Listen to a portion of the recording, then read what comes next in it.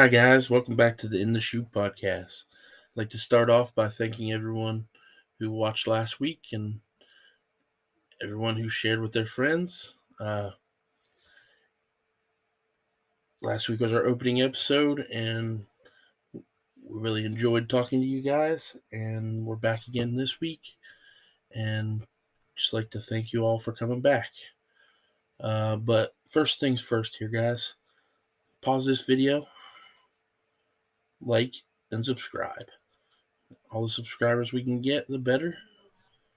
And we really appreciate it.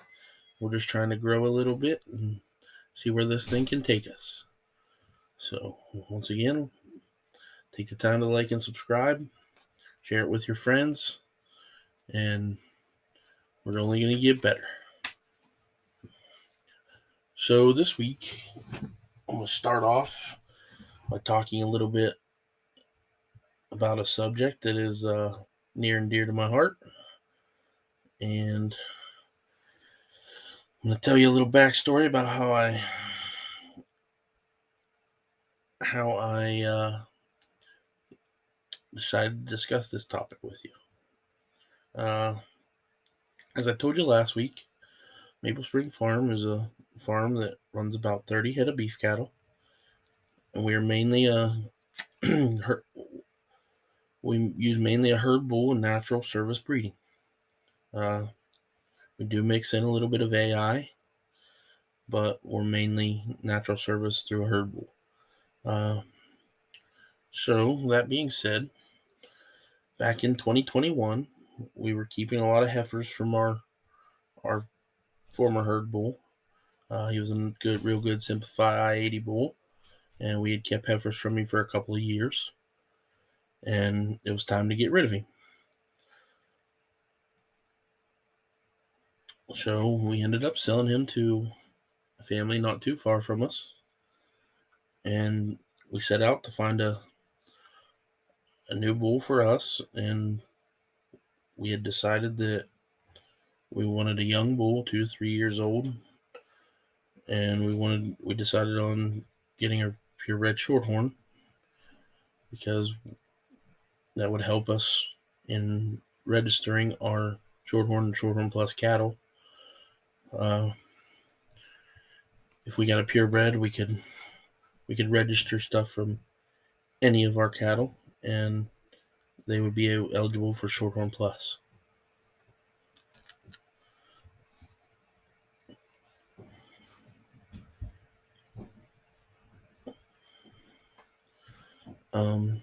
All of our cows were already bred for the year, and when we sold our bull, and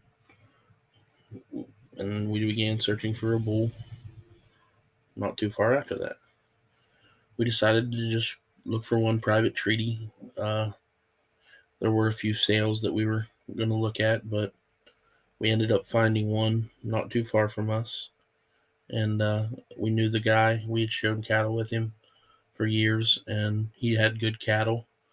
And we went over, looked at him, decided we were going to buy him. He was a good bull, had a good Paint Valley genetics. Paint Valley farm up in Amish country, and we were going to turn him out with the cows, and that was that. I brought him home, like I said, turned him out with the cows, and didn't think anything of it. Left him out there. Fast forward after that, just fast forward a couple months, maybe a month and a half, 2 months, and we noticed that some of the same cows were coming that had calves, and cows that already had calves were coming into heat, and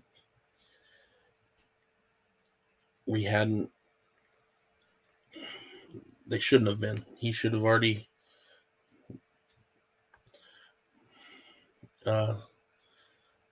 bred them, but they were coming back into heat, and kind of raised some red flags with me. I noticed it. My mom noticed we noticed different cows, and they were coming back in, and it just kind of threw some red flags. We weren't sure yet, but we were on alert. And then we saw a couple weeks later, we saw a couple more cows that should have been bred come back into heat. We had seen in heat more than once. So we decided, my mom, my uncle, and I decided, well, we better get these cows preg checked just to make sure that everything's okay and that we don't need to figure something else out. So we scheduled the preg checks. The vet came. Nothing was bred. Not one of those cows that should have been bred were bred. And that bull wasn't any good. So we ended up having to get rid of that bull. And I'm going to say that guy did something that he didn't have to do, and he made it right. It was great. We should have made sure there was a breeding soundness exam. We should have, usually in the past we have bought our bulls at Beef Expo, Ohio Beef Expo, Kentucky Beef Expo, and the breeding soundness exam is required of that stuff, and that's no excuse. It was an oversight. We should have thought of it. Should have made sure he was good before we bought him. It was an oversight on our part. There was no reason to think that he wouldn't have been any good, but we still should have had him checked. But like I said, he did make it right, and we did appreciate that coming from him. So we were back to square one. Actually, we were behind square one because we had cows that should have already been bred that weren't. So we had to decide whether we wanted to just wait, not let the cows be bred, let them go through winter not bred, and have them put a bull out in May, or if we were going to go ahead, get a bull, let him breed them in the fall and into the winter, and then have our calves in the fall. And that's the topic for today. That's where our topic for today comes in. What is the best time for calving? Spring window, a fall window, or a combination of the two? You have a group calve in the fall and a group calve in the spring. Which one of these is better? Which one leads to more advantages? Which one may see more downfalls? Which one works best for you? So we decided that we were going to go ahead and get a bull, and we were going to put him in, and we were going to try out the fall calving window. Really, it'll be late summer into fall, but that's what we decided we were going to do. And I looked up some pros and cons of both, doing it that way and doing it the other way. There's a picture of the bull that didn't end up being any good, but heck of a nice looking bull. Just he didn't work out. So here we go. I've got listed the pros and cons of the spring calving window. Some of the pros I came up with. You're selling you can sell your calves for fall shows, which a lot of county fair shows are in the fall, and a lot of feeder calves come from spring calving window. A lot of the steers come from the spring calving window. Um, so that's a pro of spring calving. More grazing and green grass for mothers when the calves are growing and need it the most. The spring is a peak forage time for nutritional requirements of the calves, and it helps the mothers produce more milk because there's more grass and stuff for them. A lot of that's genetic too, but it's peak nutritional time for the mothers because of all the green grass and stuff that exists in the spring. That would also save producers money on feed and supplements. So you're saving money there. So that could also be something that sways you. So now let's go to the cons of a spring calving window. Weather. I have weather. Spring calving window is generally a little earlier than spring. It's January, February, March, April is usually what a spring calving window is. It can fluctuate a little bit,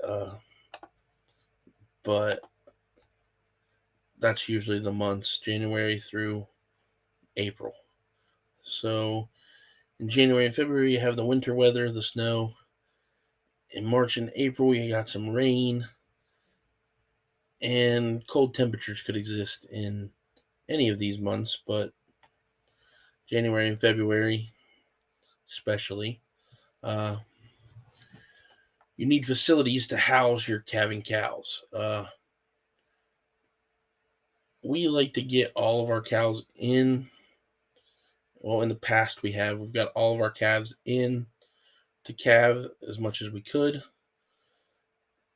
but it's even more so important in those January, February months, having a place where the cows can get in out of the snow, out of the cold, to have their calves. We probably will still try to have our cows in the barn when they calve, just as a precaution, but it's definitely a need when it comes to spring calving window. The stress on a newborn calf in the cold, getting them up and going, it's definitely a challenge sometimes. We've had them born out in the field in the winter and had to bring them and their mother in the barn from the field just to get that calf up and going. We've had calves in our basement by the heater, rubbing them down with blankets to try to warm them up. I've done it more than once. Yeah, it puts a stress on a newborn calf, and it's sometimes hard to get them up and going. Stress of a cow breeding in hotter temperatures. May, June breeding usually wouldn't be too hot, but you never know. May and June can be hot months. And the cow could stress out in those hotter temperatures. It's not likely, but it's something that could happen. So now let's move on to the fall calving pros and cons. So the pros, the weather. Fall weather is usually kind of brisk, but not cold. You still could have the tail end of that hot weather, but in our scenario, it's going to be August, September, October, possibly November calves. Probably mostly August, September, October. You could get those hot in August, but you also could. Usually, it's going to be mild temperatures in the fall. You may get in, if we get into November, it may start to cool off. Shouldn't be really cold yet. So with that weather, better weather, facilities aren't needed as much with the mild temperatures and less snowfall. So that would be an advantage. Uh, in this scenario, when you're weaning calves, your forage would be at its peak in the spring. Because if you have fall calves, you're going to wean them in the spring. And that's when the grass and the pasture is going to be at its peak. So it could help growing calves, and that could save the producer when it came to feed and supplement costs. There's a high demand for cattle in the fall or in the spring because most people are on a spring calving window.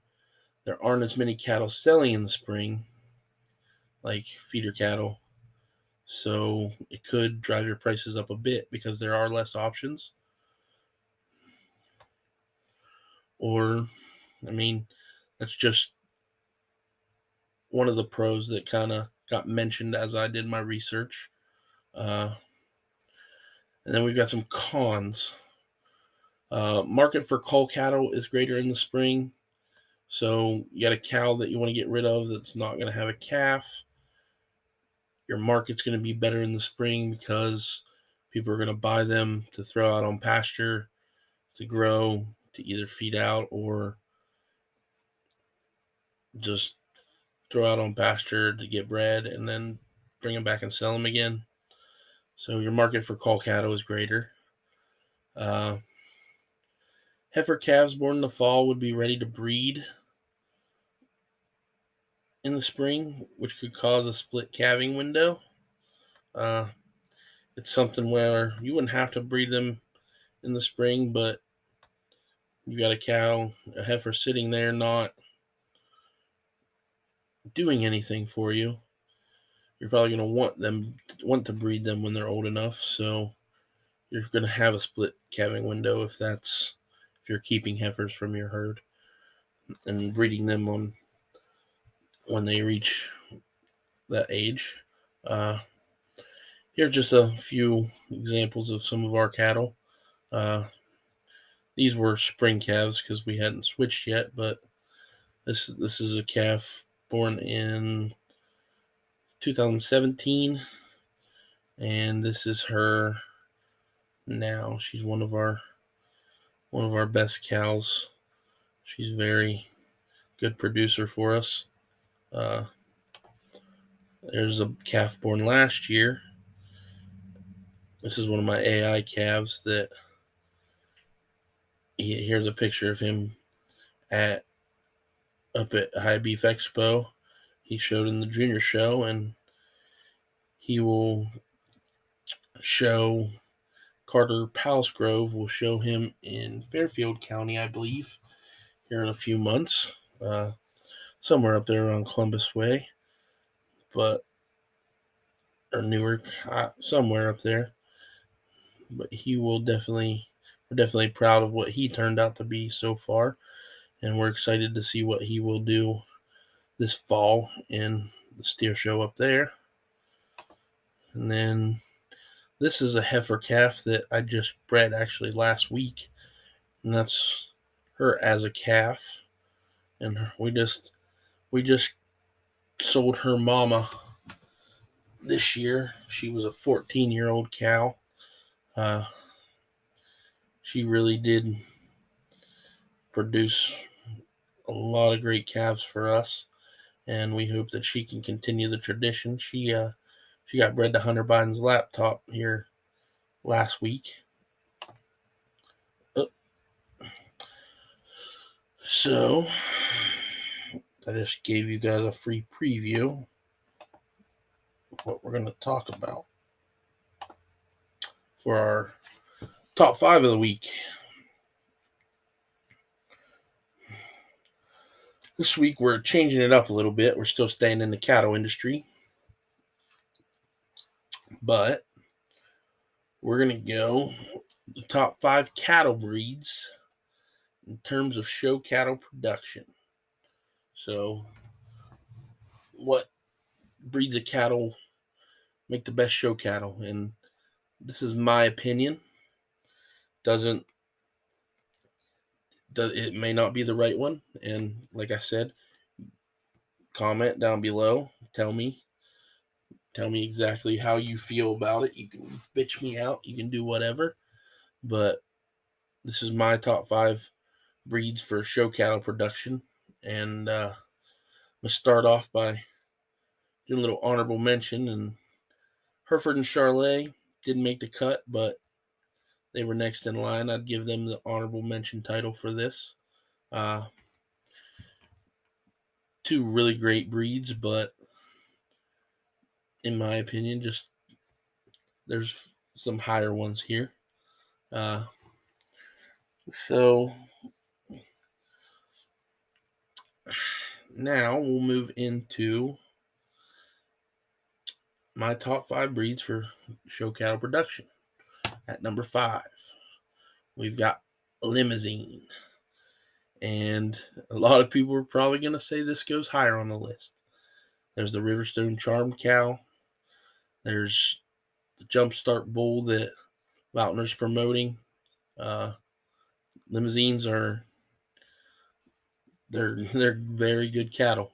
And that Riverstone Charm Cow is probably one of the bigger donor cows that exists right now. She's hot on the market. So, but at number 5, we've got Limousine. There's real all around good cattle. Just I don't know. I never really got into them. They definitely didn't look like this back in the 90s, but I mean no cattle looked like they do now back in the 90s. At number 4, Simmental. I mean, it's hard to beat Blaze Face Simmental heifer or bull. Just I really like the way they get out and move. I like the makeup of them. They make really good mamas, and I mean, just really solid breed. And it seems like they always sell fairly high at the beef expos and stuff. So I really like Simmentals. At number 3, Shorthorn. I may be a little biased, but Shorthorn are the easiest cattle to work with, in my opinion. You can't beat walking in the pen with a Shorthorn calf that you're getting ready to go show. You're getting ready to get ready for show. Putting a halter on them, leading them to water the next day. You lead them to water a couple times, get beat on a little bit, they're fine. No breaking donkey needed. Just good old fashioned. Just lead them to water. Shorthorn, very docile animal, makes a very good show animal in my opinion. Like I said, argue with me in the comments. I love a good argument. I mean, anybody who knows me knows that arguing is one of my favorite pastimes. So at number 3, I've got Shorthorns. At number 2, know that everything I said about Shorthorn may contradict why I have Kiania at 2, but Keys are, I don't know why, but they've always kind of caught my eye, and there's been a lot of very successful key bulls and donor cows as well. It just seems like they're, especially in the 90s, I feel like Kianias were very, very top-notch show cattle. And I would say, I mean, they still are, but Guinea is number 2 in my opinion. And then, as you may have guessed, at number 1, can't beat a good Angus. Yeah, they may be a little tougher to get tamed and do stuff with, but once they're some of the best cattle you can handle. Once you get them on your side, it's hard to beat an Angus. Once you teach it what it's supposed to do, and it'll do it. Angus are really good. And they just look good in the ring. They're real smooth on the way they move, and just Angus is my number 1 in terms of show cattle production. Can't beat them. All right, guys. I don't even know how I did that, but again, you see the top 5. You got Limousine, Simmental, Shorthorn, Guinea, and at number 1, Angus. They're also on Angus. They're usually the highest sellers. I mean, Angus people, they'll pay for their cattle, and it's something that, I mean, very, very well known that you go to an Angus sale, you better bring your checkbook. So that's why they're number 1 on my list. And if you guys think of anything else you want me to rank, put it down in the comments. Thanks, guys, again for watching. Thanks for listening. This is Doug Stevens in the Shoot Podcast. Subscribe,